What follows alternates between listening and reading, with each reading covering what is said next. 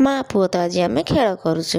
Hi friends, good morning, जय जगन्नाथ। चलतु आज ब्लॉग स्टार्ट करवा। सकाल सकाल ये गोटे जगह जबार था, तो से मुझे रेडी हो राम बाबा भी रेडी होगी मैंने गोटे दी दिन आम जाऊँ गोटे जगह को, तो से समस्त पूरा रेडी हो एक्चुअली जगटा हूँ डुंगुल जाऊँ घर को, तो से आमको भाई भाज पाखे छाड़दे जी। तो ये आमको छाड़दे सी गाँ अभिमुखे जाऊँ, गाँ टे कम अच्छी से जाऊँ। तो भितर को जाइए दी भाई बस पड़े खेल पेटी धरिकी जगे दायित्व मोर भाव सेपटे लंच प्रिपेरेसन कर।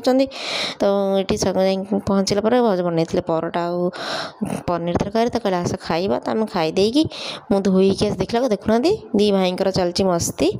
ये आम आगे माड़गोड़ा हे खेलना गोटाए खेलना माड़गोड़ा हे कई नथे गेल करते भाई भाई मस्ती तो लंच टाइम होता भाज बाड़ी जाते आम ननद भाज बस जाइए खायापाई। तो ये भाज स्पेशल बनई छुई आलू मसला दे भाजते शाग भजा सहित कोलथ चटनी बारी कमला सहित डालमा सब खाई पी सारी गला। राम बाबू निद भांगिनी सी सब खाई शो पड़ा ना, तो मुझे सज हो जाए क्या सन्ध्या मैरेज फंक्शन को जबार अच्छी भाई गोटे स्टाफ हूँ मैरेज फंक्शन अच्छे इनविटेशन अच्छे, तो ये आम जीवु। तो ये 4टा बेले तो मामू पाखु राम खाईदे आम समस्ते रेडी हो जाइलु। मु पूरा देखना रेडी पार्टी की जावाई सेपट गला भाउज भी पूरा रेडी हो गले। तो ये आम राम बाबा भी रेडी, समस्ते रेडी। राम बाबा कौन कुआर तो बाबा को मिस कर बाबा से खेले ना, तो तथा कौन जीव बुलिया तो से खुशी अच्छी। तापर भाई सांगे बसिकी आम चलीगलु डेस्टिनेशन को। तो ये गला को जी दुला दुल्हन से मैंने फोटो शूट करते, भाई भाज पड़े स्टेज उपरको।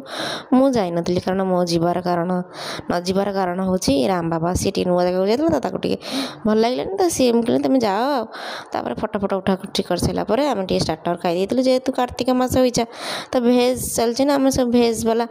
तो ये नहीं आसलु भेज चॉप को थिला गोटे कौन तंदूरी पाइनापल। तो स्टार्टर खाई सारी मेन कोर्स नहीं आसलु। मेन कोर्स खाईदे फोटो शूट करके आम पलि आसलु घर को।